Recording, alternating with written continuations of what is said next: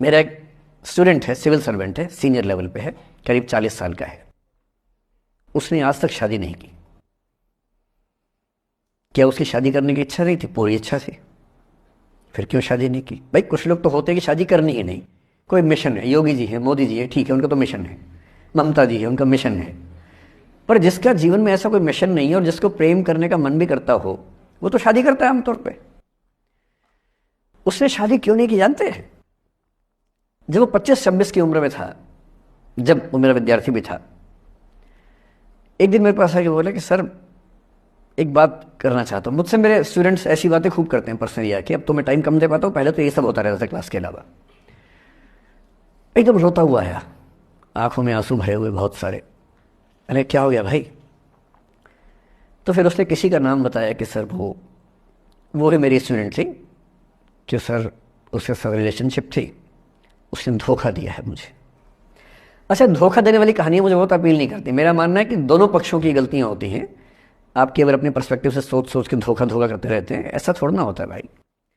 कुछ तो मजबूरियाँ रही होंगी, कोई यूं ही बेवफा नहीं होता, कुछ तो वजह होगी ना। आप थोड़ा उसकी वजह, उसका भी तो, उसकी कहानी भी तो सुनिए। और मैं जब जब दोनों कहानियाँ सुनता हूँ मुझे लगता है कि मामला ग्रे है। आप किसी एक पे उंगली उठा ही नहीं सकते किसने ऐसा किया। दोनों की गलतियाँ होती हैं, ऐसा थोड़ा ना कि एक की होती है। बहरहाल इन भाई साहब को ऐसा लगा कि धोखा हो गया उनके साथ। तो मैंने कहा चलो कोई बात नहीं यार, हो गया तो हो गया, तू नहीं कोई और सही, ऐसा क्या है। इतनी बड़ी दुनिया है, 8 अरब की आबादी अब है, उस समय भी 6-7 अरब तो थी। मैंने कहा 3.5 अरब 350 करोड़ में कोई तो होगी तुम्हारे लिए, ऐसा क्या है, कोई और देखेंगे। पर वो थोड़ा ज़्यादा सेंटिमेंटल था उस समय। धीरे धीरे पता नहीं उसके मन में क्या बैठ गया, उसके मन में ये बैठा कि दुनिया की सारी लड़कियां धोखेबाज होती हैं। ऐसे मूर्खों की कमी नहीं है दुनिया में, ऐसे बहुत मूर्ख हैं।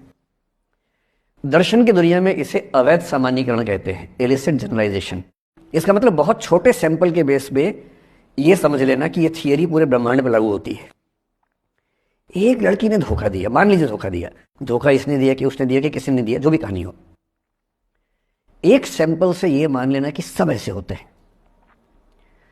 और उसके बाद से उसने कम से कम 10 बार कोशिश की, 10 लोगों से मिला, बातचीत की शादी के लिए। डेटिंग तो क्या करेगा 40 की उम्र में, लेकिन हाँ बातचीत करके देखा कि शायद रुचियाँ मिल जाए, स्वभाव मिल जाए, तो शादी के बारे में सोचें। हर बार 3-4-5 मीटिंग के बाद वापस हट जाता है। अब तो मैंने पूछना बंद कर दिया है। जब तक मैं पूछता था बोलता था कि सर 3-4 मीटिंग के बाद लगता है कि ये भी वैसी ही है। मैंने कहा भूल जाओ भाई, उससे भूल जाओ, बात खत्म हो गई। उसके बच्चे घूम रहे हैं आजकल स्कूल में, अब तुम कम से कम शादी तो कर लो। वो भाई साहब आज तक अकेले हैं, और अब तो बाज़ार में मूल्य भी कम हो गया उनका, अब विकल्प भी ज़्यादा नहीं मिलते हैं। अब जो विकल्प मिल रहे हैं वहाँ उसकी रुचि और कम हो गई है। तो पूरी संभावना है कि वो जीवन अकेले ही गुजरेगा अब उसका। एक अंतिम एग्जाम्पल देके फिर मैं निष्कर्ष की तरफ बढ़ूंगा। मैं एक आईएएस ऑफिसर को जानता हूँ, 2 आईपीएस को जानता हूँ, बहुत योग्य लोग, देश के सबसे अच्छे संस्थाओं से पढ़े हुए लोग, प्रॉपर आईएएस प्रॉपर आईपीएस में नौकरी करने वाले लोग, और इन तीनों ने अपना जीवन समाप्त कर लिया नौकरी में रहते हुए। क्यों? क्योंकि नौकरी और घरेलू जो दुविधाएं थी उनको झेल नहीं पा रहे थे, ना झेल पा रहे थे, ना भूल पा रहे थे, लेट गो नहीं कर पाए, तो गिव अप कर दिया। और इसलिए मुझे अक्सर लगता है कि जितनी चीज़ें हम सिखाते हैं बच्चों को, हिस्ट्री, इकोनॉमिक्स, लिटरेचर, वो सब ठीक है, उनका भी महत्व है। शायद उससे ज़्यादा महत्व इस चीज़ का है कि ये समझें कि अपने इमोशंस को कैसे मैनेज करना है। जब जीवन में ऐसा लगे कि सब खत्म हो गया है, जब जीवन में लगे कि बहुत टॉक्सिक किस्म की लाइफ हो गई है, उससे बाहर कैसे निकलें, शायद ये सबसे महत्वपूर्ण लेसन होता है जो हम सबको सीखना चाहिए। मैंने कहीं से सीखा नहीं है, ना मैंने ऐसी किताबें पढ़ी हैं। हालांकि मैंने 2 किताबें मंगवाई हैं पिछले हफ्ते, पढ़ी नहीं है अभी तक, तो मैं किताबों के बेस पर नहीं जानता कैसे सीखते हैं, लेकिन ज़िंदगी से तुम सीख सकते हैं। इन कहानियों का सबका एक ही सार है, वजह अलग अलग है। एक व्यक्ति ने इसलिए अपना जीवन समाप्त किया कि वो रिश्ता उसके हाथ से छूट रहा था। एक ने इसलिए जीवन समाप्त किया कि रिश्ता बन गया था पर समाज के दबाव, घर के दबाव मैनेज नहीं कर पाए। एक ने जिंदगी भर शादी नहीं की सिर्फ इसलिए कि वो पुरानी यादों को भूल नहीं पाया। अरे एक बार गलती हो गई तो हो गई, आगे तो संभावना जीवन में है भाई, क्यों इतना हावी रखना उसी दिमाग के ऊपर। कुछ लोग देश की सबसे अच्छी नौकरी में होकर हर पैमाने पर सफलता की हर कसौटी पर खरा उतरने के बाद जीवन नहीं बचा पाए, क्योंकि दूसरों की नज़र में आप बहुत सफल हो जाए, अपनी नज़र में शून्य हो, तो फिर जीवन कैसे बने, जीवन कैसे बचे। इन सारी कहानियों का मूल भाव एक ही है, अगर आप खुद को हैंडल नहीं कर सकते तो दुनिया को क्या हैंडल करेंगे। दुनिया को हैंडल करने से पहले खुद को हैंडल करना सीखना पड़ता है, और उसका सबसे आसान जो रामबाण उपाय है उसको बोलते हैं द आर्ट ऑफ लेटिंग गो। जाने दो।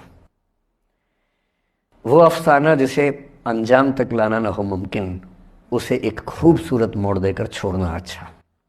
साहिर ने लिखा। प्रेम की दुनिया के बारे में साहिर से अच्छा कौन लिखेगा। तारुफ समझते, तारुफ मतलब परिचय, इंट्रोडक्शन। कहते तारुफ रोग बन जाए तो उसको भूलना बेहतर। अरे परिचय हुआ किसी से, आपकी भाषा में इंट्रो हुआ, यही बोलते हो ना आप लोग, इंट्रो हो गया। इंट्रो हुआ, दोस्ती हुई, बाद में लगा रहे यार ये तो ऊट पटांग आदमी है या ऊट पटांग लड़की है, छोड़ो फिर, ऐसा क्या लोड लेना है। तारुफ रोग बन जाए तो उसको भूलना बेहतर, ताल्लुक बोझ बन जाए तो उसको तोड़ना अच्छा। वो अफसाना जिसे अंजाम तक लाना ना हो मुमकिन, उसे एक खूबसूरत मोड़ देकर छोड़ना अच्छा। बस करना यह है कि खूबसूरत मोड़ देकर छोड़ना है, हाथ में तेजाब की बोतल लेके नहीं। और आज की पीढ़ी का ये समझना बहुत ज़रूरी है कि छोड़ना भी अच्छे तरीके से हो सकता है। तो मैं उस बात पर आऊँ उससे पहले थोड़ा संक्षेप में समझा दूँ। मुझसे कुछ बच्चों ने पूछा इस बीच में कि जितना आसानी से आप बोल रहे हैं, क्या सच में इतना आसान होता है। कैसे छोड़ें उन चीज़ों को जो मन पर हावी हैं, उन इमोशंस के टर्मोइल को, उन इमोशंस की इंटेंसिटी को कैसे मैनेज करें। क्या सच में इतना आसान होता है। आसान तो नहीं होता है।